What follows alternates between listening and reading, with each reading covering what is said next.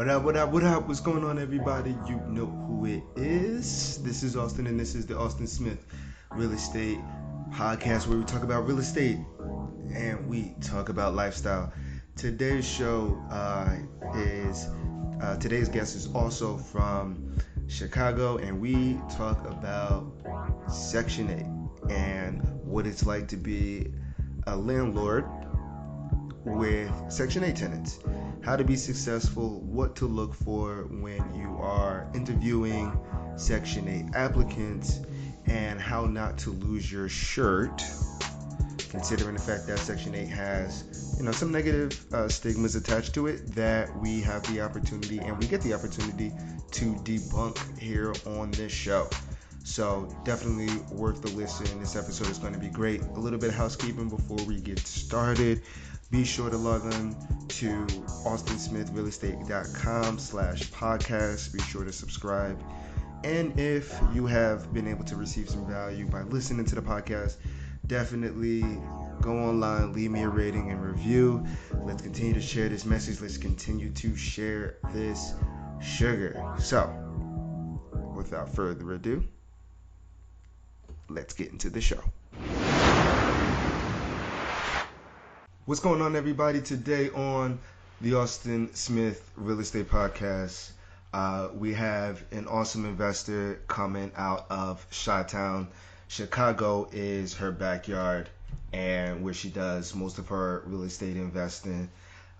She's a six-figure real estate investor. She's also the founder of Real Estate and Chill, right? So put the Netflix down, Real Estate and Chill, which is a platform that teaches, educates, empowers through the means of mentorship, coaching, webinars, things like that. So be sure to check that out. And she's also, we get a chance to talk about her book, which is also entitled Real Estate and Chill. Ladies and gentlemen, I'd like to introduce you to Panji Barnes. Panji, thank you so much for taking the time to come on the show today. Hi, Austin. Thanks so much for having me. Absolutely, no problem at all. We'll get right into it. My favorite question to start it all off. How did you get to where you are now? Tell us about, the path and the experiences that led you up to the success that you're experiencing today. So I got started in 2005. I was a college student. And I got inspired to look into real estate because I was broke like most college students. And I decided I was looking at these shows on HGTV and I think TLC. They had like Flip This House, different things like that. The real estate market was really hot. And so I was like, I could do that, because at that time people were like literally putting new carpet down and painting and making like six figures reselling the property. Mm-hmm. So, my husband and I talked. We weren't married at the time, but we decided we were going to buy a condo and flip it. So at that time, all you needed was like a post and can you sign documents and you could get a mortgage. Like anybody could get a mortgage, So we bought our first condo in 2005. We bought that condo and we wound up selling it at a loss. After we did the updates and everything, we actually had a very large special assessment on our condo. At that time, I had no idea what a special assessment was, but that was actually like an assessment that they had to cover like the brickwork that needed to be done, the boiler system, so many things that had went down in that building. And so I actually had to bring money to closing to actually sell it. So my first deal was not a good deal. So we bought a second condo in the building, and we bought it at a cheaper price. At this time, we were under contract before we closed on the first one. So, we definitely wouldn't have done it the second time had we not already been under contract. But that one we actually sold at a profit. So that kind of gave us our confidence again and, helped us to start going into flipping, kind of full time.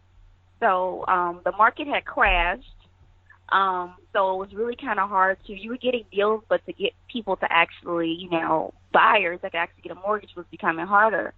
So at this time, my real estate agent kind of spoke to me a lot about becoming a landlord. And at that time, I was very resistant to the idea because, like, like most people, when you think of a landlord, you think of like someone calling you at 3 a.m. with like a toilet overflowing, or Right. all the Right. nuisances that come with being a landlord. So I was just like, I don't want to do that.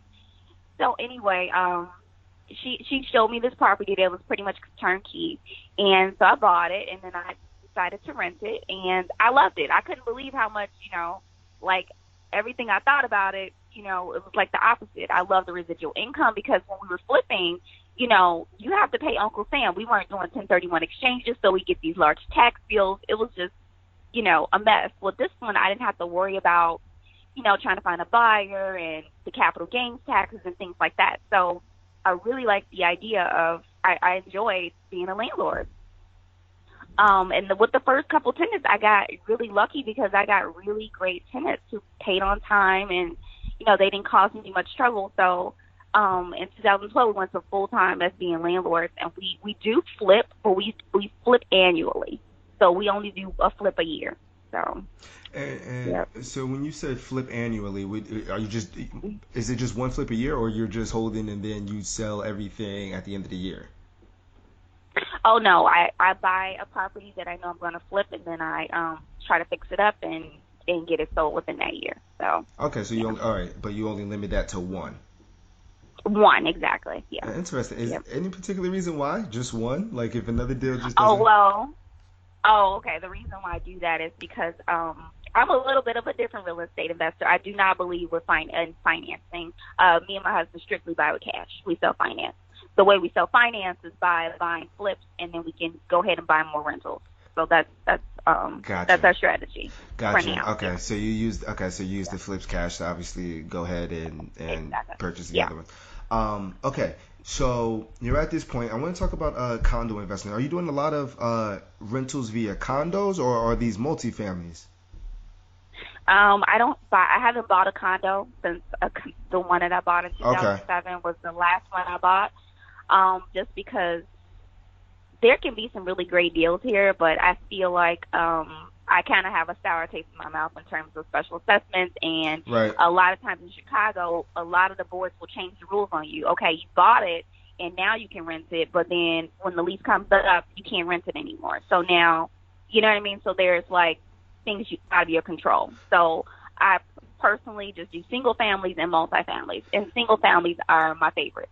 Got you. And for those listening, assessments when it comes down to condos, I'm pretty sure people are aware, when purchasing a condo, you have your HOA fees, which are the fees that are Right. associated with maintaining kind of the exterior, the grounds, any type of common areas, pools, recreation centers, things like that. And what a special assessment is, sometimes something might break, or, the condo association or the community has to make a major improvement, and how they finance basically that improvement is by raising the HOA fees, which normally are already high to begin with. At least in Jersey they Exactly. are. And it can really, really, and that increases your monthly mortgage payment, and it can be $100, Yeah. 200, $300, whatever the case. But that's what a special assessment is.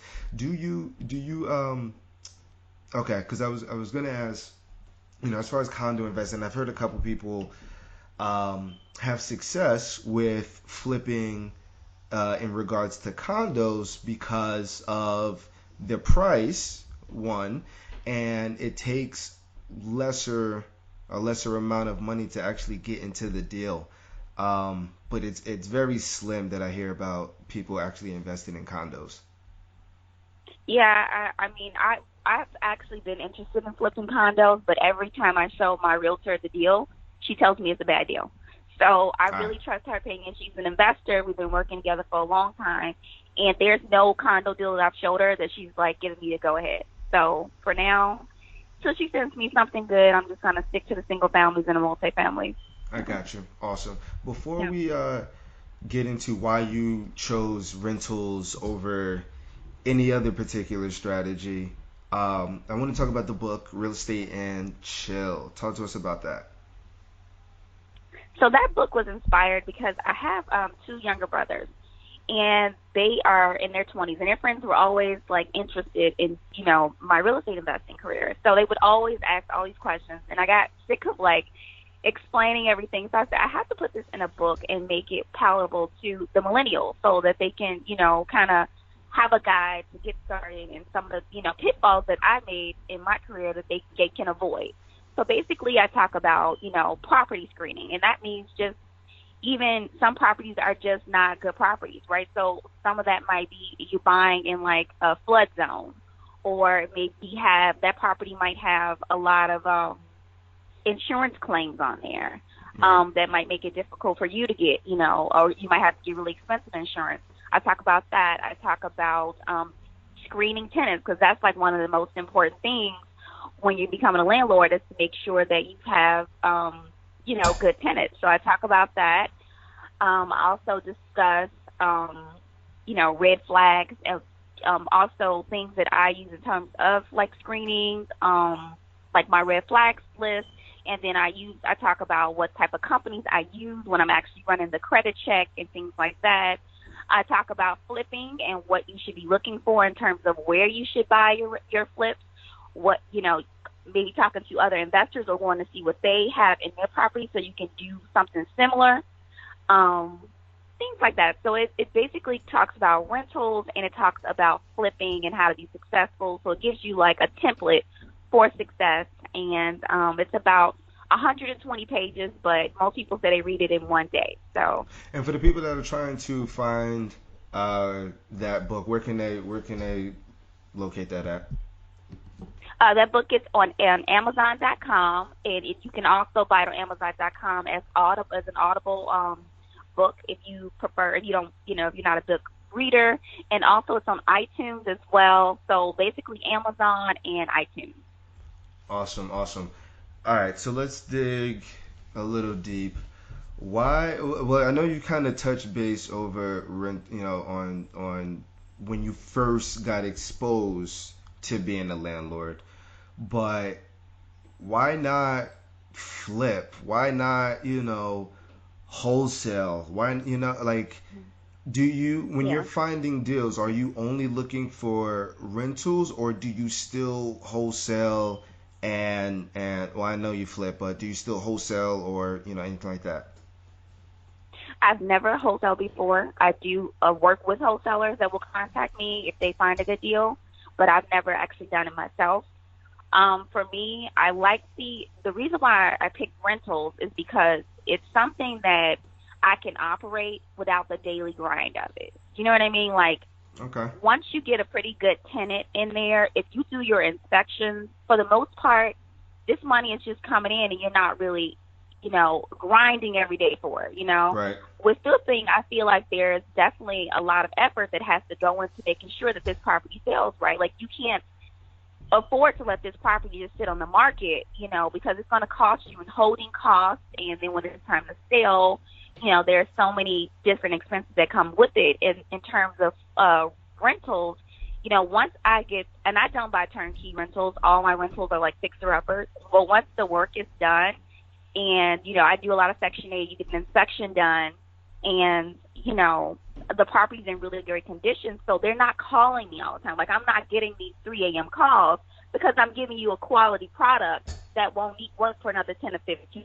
And I do quarterly inspections to make sure that the property stays in good condition. Right. Yeah.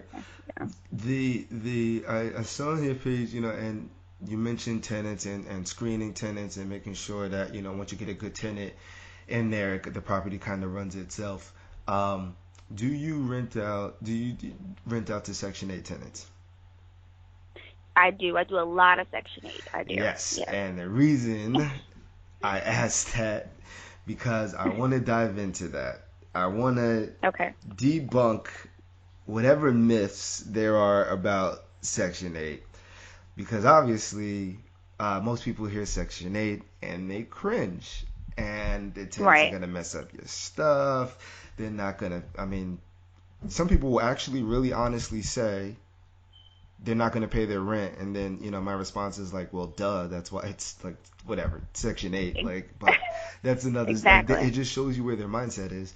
But debunk the myth about Section 8. Is there any strategies or anything that you do differently when it comes down to screening Section 8 tenants to get a good one? Okay, so I do use the same screening with market tenants with Section 8 because honestly, it's illegal to do anything different. But here's what I will say. I personally believe that people that are new to the system are the ones that I want. If when I hear people tell me that they've had their voucher for 5 or 10 years, I personally, cringe a little bit because I this is what I would say. I feel like some of the older veteran Section 8 holders have a little bit of manipulative side to them in terms of they know the system and they know how to get over on landlords and get over on the system. The ones and they're entitled, extremely entitled, because you can only be entitled if you had your rent paid and you live in rent free or paying $10 for 10 years. You start to get that feeling that society owes you, in my opinion. Right. Now, when you have new voucher holders that come to the system, they're excited. They come with a new energy. They're grateful. They're different. So it's very easy for me to mold them and tell them these are the things that have to be done. This is how we're going to conduct business. This is, how things are going to be done. When you get these veterans, there's a lot of resistance there, and there's a lot of them acting like they work for the system, meaning like they act like they're inspectors and they're telling you how your, property should, be and things like that. So I feel like if I was telling someone who wanted to look into it, try to find someone who just got the voucher, within a year or so like that, because they're just a lot more easier to work with. Another thing that I will say with Section 8, I never pick a tenant that had an eviction. And I do the same thing with market, but I know you guys are probably thinking like, well, what does it matter if they had an eviction and they're on Section 8? Well, to me, because I've had this experience where I took a chance on someone that had a past eviction before they got Section 8, and they didn't pay their rent. And it was like hell getting this person out of my property, and just dealing with Section 8 and trying to, deal with the entire thing. Even though she owed me, she felt like she didn't want to pay. So it was a big headache. And she was also a vet. She had been on there longer. So I think, you need to still look at people's past, even though they have a voucher. You still need to consider that. The reason why I say that is because anytime somebody gets an eviction, specifically because I live in Chicago where it's very tenant friendly, that means like the sheriff has to come and drag you out the house. So that tells me a lot about your character. Like, that tells me a lot about your character. Like, you would squat in somebody's house, and you would have it where you wouldn't obey the judge's order to get out. You would have to have the sheriff's department come in there, terrorize your children, and have them put your stuff on the curb. That's a new level of low. So to me, that's indicative of somebody I do not even want to deal with in the least bit. So that's my crazy experience with it. But yeah, that's why I no evictions and no long-term voucher holders. I also heard working Section 8. I don't know if there's a major difference, but I've never rented out to Section 8 tenants before, and most of the time, and not even most, the only reason why is because when I got my properties up and running, going up to Section 8 would have required me signing up for it and registering and having an inspection and everything like that. And at that point, I was just like, well, I just need to actually get a tenant in the actual house. And, the house was already ready to go. So, it was just like, I just, I can have somebody sign up for this week and sign the lease and be ready to go. Why wait for it? But I also heard working Section 8, individuals that are, obviously, if I was looking for it, I would be looking for someone that was working, someone that's still, looking to be part of the community, someone that's active, somebody, you know what I mean? Like, because that's what I would need to see. I agree. Personally. I agree. I prefer that too. Another reason for this too is because people that are sitting around the house all day, they put more wear and tear on the house, and also they complain more. If you're working a job, you don't have time to stare up at the ceiling and complain about, some crack. You know what I mean? So I'm like you. I want you to have some skin in the game.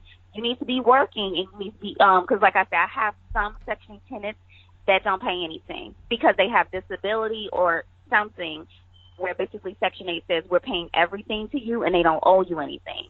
But I prefer them to have some skin in the game and owe me something. I just prefer that. But yeah, the working is much more preferred.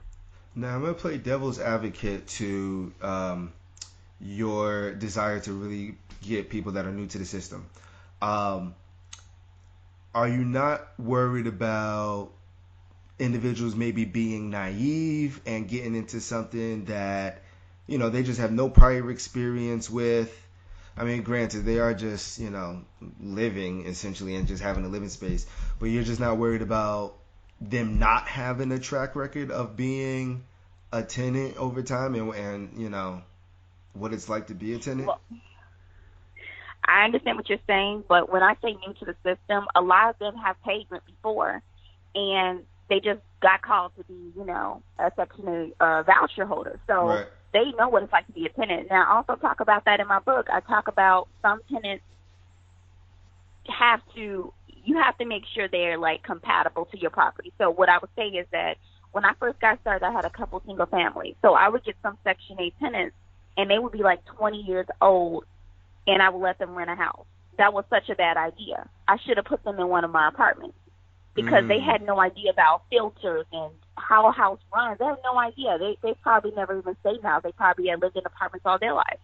So you have to like have the wisdom to say, okay, is this person going to be able to actually, do the landscaping, clean out the gut, like do things to maintain the house?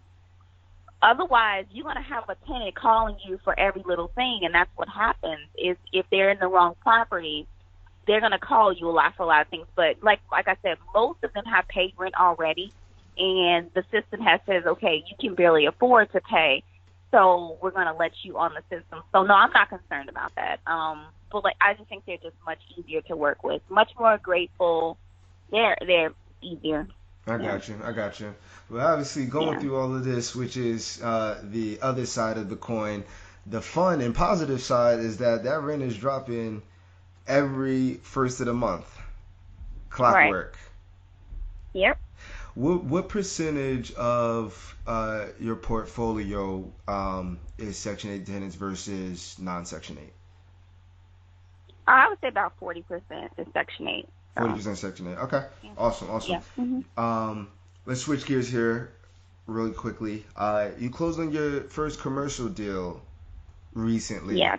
Walk us through, the type of building, run us through the numbers, how you financed it. Okay. So I found this property on Remax or Realtor.com on their commercial property section.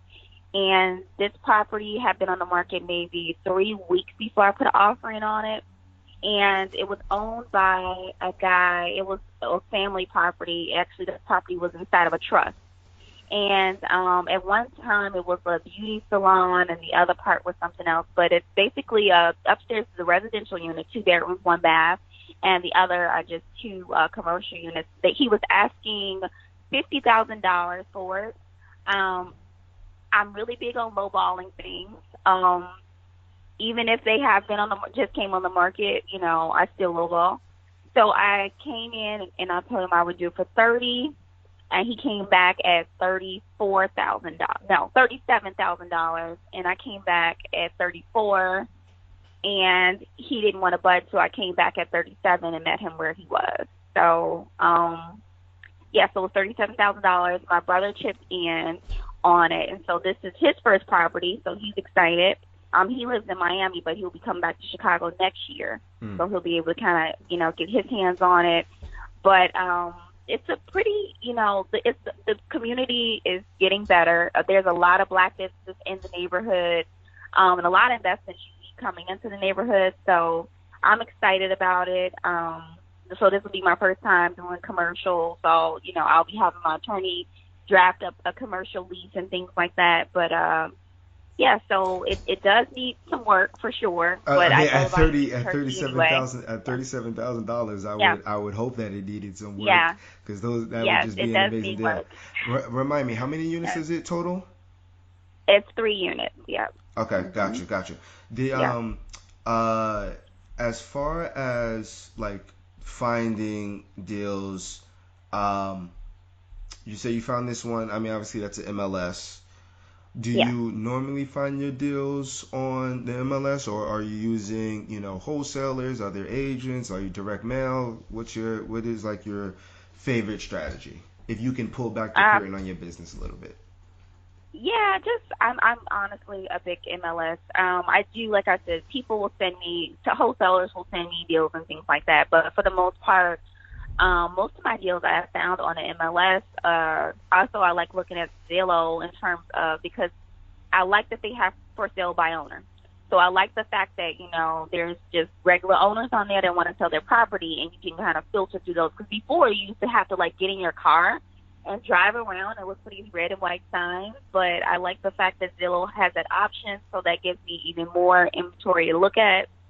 But yeah, the MLS is one of my favorites, and also looking at all the way at the end for the properties that have been sitting on the market for a long time. So yeah, that's mainly how I get my deals. Let me ask you a question for the novice investor, or people that just don't know a particular city and it's from the outside looking in. You would think that purchasing extremely cheap property means that the area is distressed, and if that is the case, then some investors fear that the tenants are also going to be a headache when buying in the areas where the prices are that cheap. Would you, is that myth just completely untrue? And the reason why I ask is because these are, there's so many areas where the property, is that cheap, but then the fear of it not being a developed neighborhood, what type of tenant would you attract? What do you say to that? Because picking up, a 3-unit for $37,000, right? I mean, even if it does need a lot of work, right? I don't expect it to be $200,000 worth of work. So even if you're putting, say, 100, which is a pretty big project, you're all in at 137, or even if you round it up 150. Forget it. We'll even make it 175. But these are 3 families that are being sold for that price. I mean, what do you have to say for that? Well, here's what I would say. There's not a lot of competition in terms of commercial in Chicago. Also, this was somebody that was kind of desperate, so I got him at a good time. But also, I do agree that the worse the neighborhood, the worse the tenants. I do agree with that. Chicago is very different. The reason why I say that is because you can buy cheap properties that are worth crazy amounts of money. Like this particular property that I just bought for $37,000, Cook County has it assessed for $150K. Okay, that's what they're saying that it's worth. That's what it's being taxed at. If you look at the properties and what's around it, there's a McDonald's on the corner, there's a Fifth Third Bank across the street. My dentist, who lives a couple blocks from me, he owns his dentistry in this neighborhood. There's a lot of bustling businesses. You just gotta find when people are desperate. And this guy, when he showed me this property, he was the agent and the owner. He was just kind of very much he wanted to get out of this property and be done with it and move on with his life. So you just kind of gotta Chicago is just different. I've bought properties that have for $25,000 and put money to them and flipped them for $140,000. It's our neighborhoods are a little bit, but here's what I would say, if you're in the middle of Inglewood, which just has a really bad reputation for being extremely violent, I would not suggest that you go into certain parts of Inglewood. I know there's some people that say West Inglewood is coming along, which I do agree. There's a Whole Foods there and Starbucks. But there's another part of it that's still really bad and depressed. So I would not suggest that you as an investor go in there and try to, because you're gonna attract some really bad tenants. Because just think about it, quality tenants, why would they want to live there in a war zone? Why? So who are you going to attract? People that don't pay, people that move a lot, people that are going to break into your property and steal your copper piping. But those are the type of problems you're going to deal with. So I do agree with that. I'm dealing with, I have one in a really bad neighborhood, but for the most part, most of them are in, decent neighborhoods. Some of them are even opportunity areas where CHA is saying, hey, thanks for renting to these people because they could never live in this neighborhood. So here's some extra money for it. So I'm actually getting additional income from Section 8 for renting to these people because my houses are in decent neighborhoods. So Yeah. Interesting. And Yeah. Yeah. I need to research more into opportunity zones because that is Yeah. starting to take a lot of wind recently. So that is definitely something to pay attention to. And yes, I totally agree on Mm-hmm. especially what's happening in Inglewood. My wife is from Inglewood. And Okay. when we go back and forth to LA, you can see the Mm-hmm. development that's happening over there, and to your point, everything about that. And it's funny because I actually am going to start allowing her to pick the tenants simply because Mm-hmm. one, sometimes my heart gets in the way, and Uh-oh. obviously that's no place for business, and No. she has no hesitation putting her foot down. I'm gonna let her do that. I'll just put the deals together. She handles kind of the Mm-hmm. operations of it, and then that's just how we work. And so talking about, I know you mentioned majority, and you've already answered this question. Majority of your deals you're funding straight cash, right?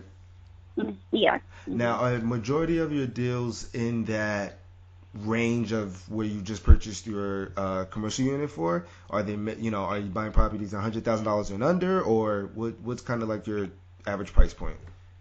Yeah. So 60,000 and under. Yeah. Oh, that's not Mm-hmm. bad at all. Yeah. Well, and that's because I'm buying like, fixer uppers. So, because I'm Right, really right. big on sweat equity. I do not like I don't want anyone to be able to capitalize off my equity. So if I feel like I could do this work, I don't see any point of buying. Now, as I get older, you know, I'm going to want to turn to turnkey because I'm not going to want to be in my 50s or late 40s dealing with contractors and things like that. Right. But for now, I have the energy and I have the time to do it. So, yeah, Well, you might it be able works. to develop the system where you're able Yeah. to kind of run that on autopilot, and Yeah. you might be able to find someone that Hopefully. just does it without you having to Yeah. micromanage them. So I feel you on that. Right. Yeah. Before we start our descent here, what's next? Like, what's the vision over the next, say, 1 to 2 years? Where are you looking to take the business? Well, I'm really excited about commercial. Would like to buy more commercial units and also want to buy outside of Chicago. So Indiana is certainly a consideration just because Indiana has, cheaper real estate comparable to what I'm buying, but the upside to them is just landlord friendly. In Chicago, the laws are just horribly against landlords. It's very tenant friendly. So particular, like, looking at maybe Indiana, my brother, they live in Florida, so one of them will be staying there. He wants, to partner and buy some Florida real estate. So, definitely expanding outside of Chicago and, getting my feet wet with commercial and seeing how I like that. So that's my plan in the next couple of years. Awesome, awesome. For the core four, as we start to wrap up, the core four are the four questions that I ask each and every guest on the Austin Smith Real Estate Podcast. Question number one: what is your favorite aspect about real estate? The money. Awesome question. Yep. An awesome answer. Straight like that. Exactly. Question number two: favorite business or personal development book? Okay, so I just read this book maybe a month ago. It's called Never Split the Difference with Chris Voss. And I'm telling you guys, if you want to get Oh, I your have that. negotiation skills on point, I love this book. Oh my gosh, you have it? You know what? No, I got Never Eat Alone. I thought I got Never Split Okay. the Difference, but it's by that it's like a FBI negotiator or something like that, Yes, isn't it?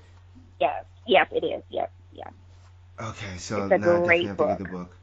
Okay, Yes. awesome. Hmm. Question number three: when you're not out mentoring, coaching, empowering, investing, putting deals together, what are you doing in your spare time?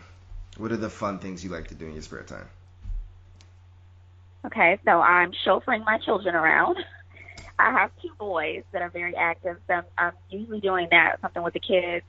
And in my spare time, I like to shop. I really like interior design, so you could find me in the back of a Home Goods somewhere. I like doing stuff like that. So, My wife loves yeah, Home's those Goods. are, hmm yeah. Awesome. Question number 4, last and not least, Panji, where can people find you at? Okay, so I'm really active on Instagram. You can DM me. I'm at Real Estate and Chill, and then my website, if you want to do courses or coaching, it's at rechill.info. So you can check me out there. And if you want to pick up my book, Real Estate and Chill, that's on Amazon and also on iTunes. Awesome, awesome. Panji, thank you so much. We'll end it with kind of a bonus question here.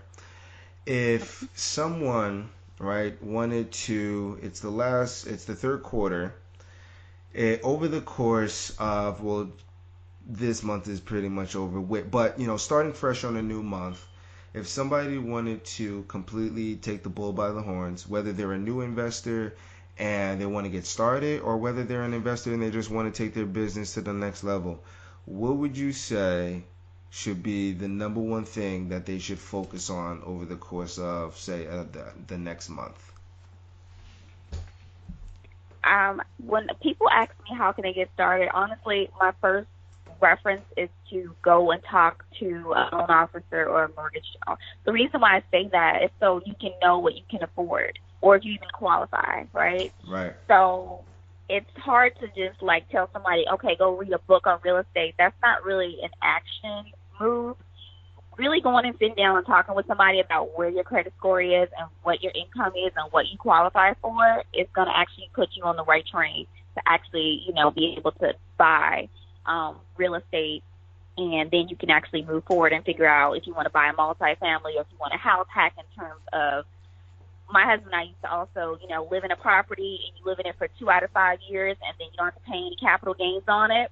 So you Right. can do it in terms of that. So, yeah, there's so many ways, but, everyone does the multifamily house hacking where you can live in one unit and then rent the others out and they pay your mortgage. So it's a lot of creative ways you can get into it, but I would say first start with the financing. Yeah. Awesome, awesome. Panji, thank you so much for taking the time to come on the show today.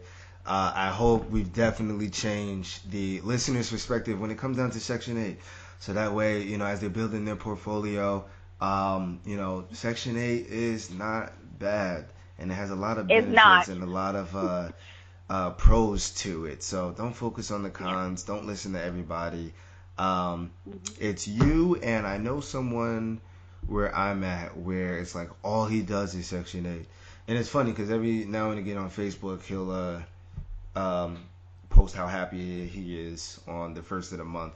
But it's funny. It is what it is.